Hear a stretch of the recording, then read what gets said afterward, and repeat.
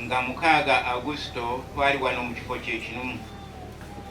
Bwe nali ntandika okuyigiriza neegayirira bonna abaaliwo mu mukolo ogwo tuyimirire, era ne bayimirira. Ne ŋŋamba nti twebaze Lawrence Kakooza ne mukyala we olw'okusalawo nti baleme kufuna mbaga ya bugole e London gye babeera oba Bungereza gye babeera, ne bayita n'Entebbe, ne bayita ne Kampala, ne batuuka wano eggolo ne mu kigo kye Kankobe tebaayagala kufunirayo mbaga naye baayagala kugifunira wano mu luggya luno, nga baagala okuwa essanyu bajjajjaabwe bano abaabakuza. Twabakubira mu ngalo, nandigambye mu ngeri emu, kubanga ekyo kye baakola gwali omutima ogw'okwagala. Evanjiri etugamba nti tewali kwagala kusinga kwoyo awaayo obulamu bwe okubeera abantu abalala. Lawrence Kakooza awaddeyo obulamu olw'okubeera amaka ge. Mutabani bwe yali agenda kufiira mu mazzi, ye neyeyambula n'agenda alimya mu mazzi asobole okugenda okumutaasa. Bwe gwali omutima ogw'okwagala. Omukama bw'atyo bw'atwaniriza mu bwakabaka obw'omuggulu, kwagala. Era etteeka erisinga amateeka gonna kwagala Katonda na kwagala bantu bannaffe. Era Evanjiri etugamba nti ne bw'oyogera ennimi ez'enkanawa naye nga tolina kwagala obanga ekide ekikuba. Omugenzi ono gwe tusabira kaakati atulaze ekyamujja eyo gy'abeera kwali kwagala, ate Omukama n'amujja mu nsi muno lwakubeera nti yeewaayo n'awaayo obulamu bwe asobole okuwonya obulamu obw'omuntu omulala, kwali kwagala. Oba kwali kwagala tetuyinza kubuusabuusa nti Omukama amuwadde empeera ye ey'olubeerera. Omukama bw'atu bw'atuyita, ayagala tufiire mu kwagala era ne mu kwagalana. Mpozzi bingi bitwerabiza nti ekyo kye kikulu mu bulamu bwaffe. Ebyenfuna olumu bitutwaliriza, oli n'akwatibwa ne munne obujja, omulala n'amubba n'okumubba ebintu bye, omulala n'amubuzaabuza, bwe bityo. Naye ekikulu kwagalana. Lyetteeka erisingira ddala obukulu ku mateeka gonna mu biragiro bya Katonda. Twebaze nno Omukama kubanga Omukristo ono atulaze ekifaananyi ekyo eky'okwagala wamu n'amaka ge gonna galeese emabega. Katonda oyo oba yamuyise, tumumukwase amulamuze kisa. Anti tuwulidde mu Vanjiri eno Father gy'asomye kaakati nti buli kyonna Kitange kyampa kirijja gye ndi, era oyo ajja gye ndi sigenda kumugobera bweru. Abantu bangi bafa bagenda eri Yesu, naye bagenda batya? Bagendera mu kwagala. Situmanyi Katonda yatulamula.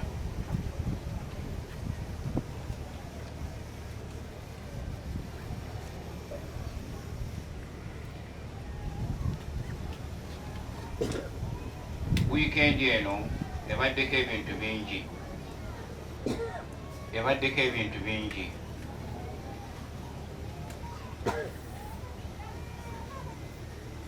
Nze nagudde erubaga ku nkya ya leero nga sizze kuziika, nabadde ngenze kwabya lumbe. Amawulire ne gansiŋŋaana mu kkubo ate eriyo n'okuziika. Ne ŋŋamba nti bwe naaba mu lumbe kaneeyongereyo ekankobe eggolo.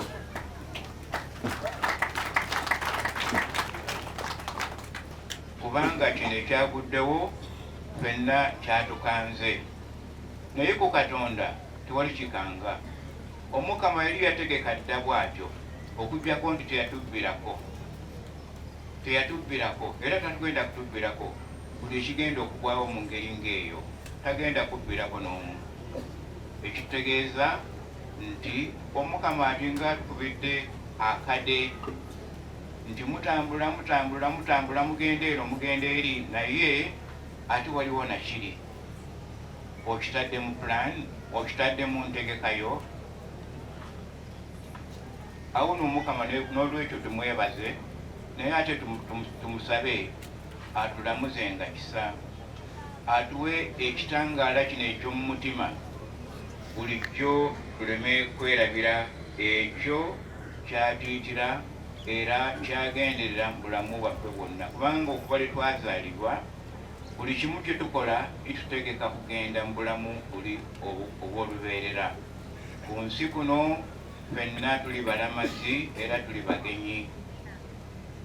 Abalamazi ne bw'ogenda e Yerusaalemu mu nsi entukuvu, ne bw'omalayo omwezi omulamba n'emyezi 6 era omulamazi okulamaga kuggwa n'okomawo ate mu nsi yewammwe. Bwe tutyo ku nsi bwe tuli balamazi, naye Omukama ayagala tukomewo ng'abalamazi be yasindika, ate bagoberera bakwata ku mukono enkya n'eggulo. Naffe mu kwegayirira kuno Omukama tuzze okumwekwatako ku mukono, atugumye, agumye nnamwandu n'abaana be, ate era Omukama abagulirewo ekkubo eppya asobole okubagumyanga n'okubawerekera newandibadde nti omwami ono ow'amaka gano Omukama amuyise amujje wakati bwabwe. N'abo abasigadde emabega twongere okubasabira, ye Omukama amanyi engeri gy'atulabiriramu era tagenda kubulwa amagezi gakwongera kutulabirira.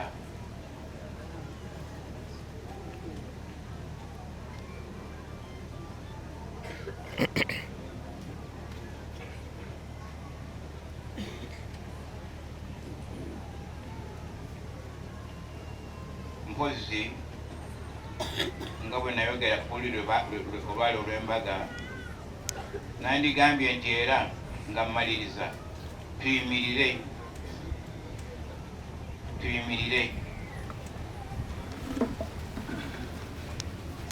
oyo gwe twagamba titumukulisa kubanga yalaga omutima ogw'okukkiriza, mwanya ogw'okwagala.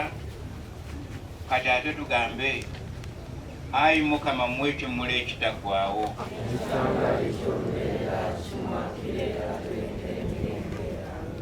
ayi Mukama mmwe ekimmula ekitaggwaawo,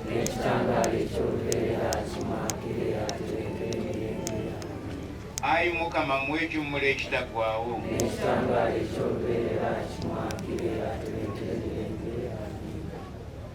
ate tumukwase n'ennyaffe Bikira Maria kubanga yatulaga nti ayina nnyo yeesiga nnyo nnyaffe Bikira Maria, era bwe namuwa sapule nga twakamala okumugatta yajambalirawo amangu ago. Maria nnyaffe tukukwasiza emyoyo gyaffe ogikumenga, twagala munsi okukusenga mukulu n'okukutenda. Maliriza nga nkubagiza si famire eno yokka naye ne bwana mukulu w'ekifo kino ekyekankobe, ate n'abakristu bonna ab'ekankobe, kubanga mufiiriddwa omukristu ali nammwe newandibadde nti yabeeranga bweru matala w'amayanja. Omukama nammwe tajja kulema kubakubagiza, ate naffe twongera bulijjo okubakubagiza nga tubasabira.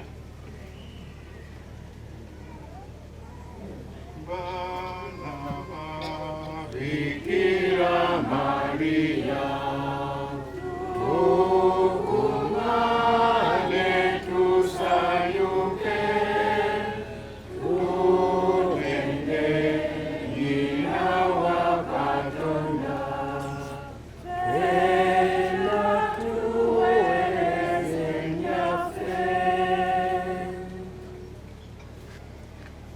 Omukama abeere nammwe.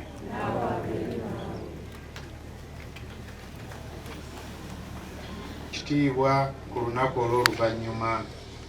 Tukikusaba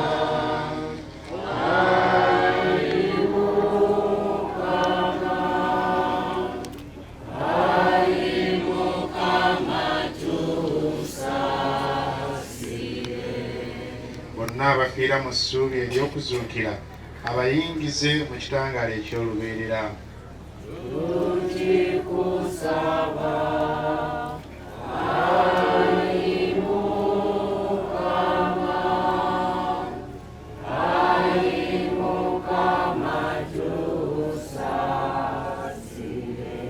Baganda abaffe bonna abali mu nnaku ne mu buyinike bafune okuyambibwa n'okukubagizibwa. tukikusaba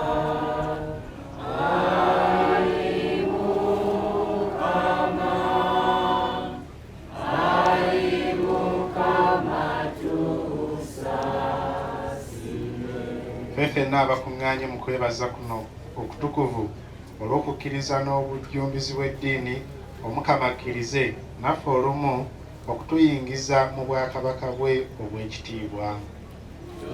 tukikusaba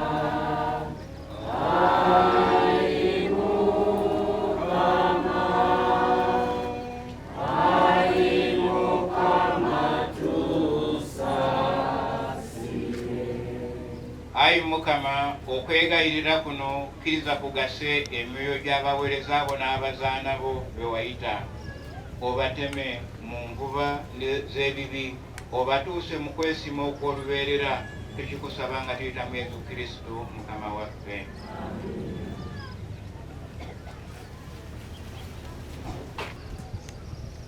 Ayi Katonda, gwe kitiibwa ky'abakkiriza, gwe bulamu bw'abatuukirivu, gwe nnyini mwana eyatununula ng'afa n'azuukira, tukwegayiridde saasira omuweereza ono Lawrence Kakooza gw'oyise okuva mu nsi olwaleero, oyo eyamanya ekyamagero eky'okuzuukira kwaffe afune essanyu ery'okwesiima okutaggwaawo.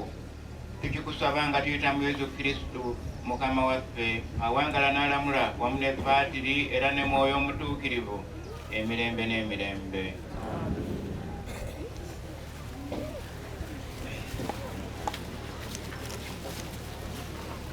Bivudde mu Yohana otenderezebwe, otenderezebwe.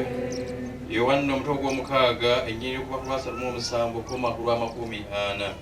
Mu budde buli Yesu yagamba nti buli kyonna Kitange kyampa kirijja gye ndi, era yajja gye ndi sigenda kumugobera bweru, kubanga nakkirira nga mba mu ggulu si lwa kukola nze kyenjagala, wabula oli yantuma kyayagala. Oli yantuma Kitange kino kyayagala, buli kyonna kye yampa wabulewo ekinfa, wabula nkizuukize ku lunaku olw'oluvannyuma. Kitange kino kyayagala, buli nalaba Mwana n'amukkiriza aweebwa obulamu obutaggwaawo, nange ndimuzuukiza ku lunaku olw'oluvannyuma. Ebigambo by'Evvanjiri eno bikomye wano.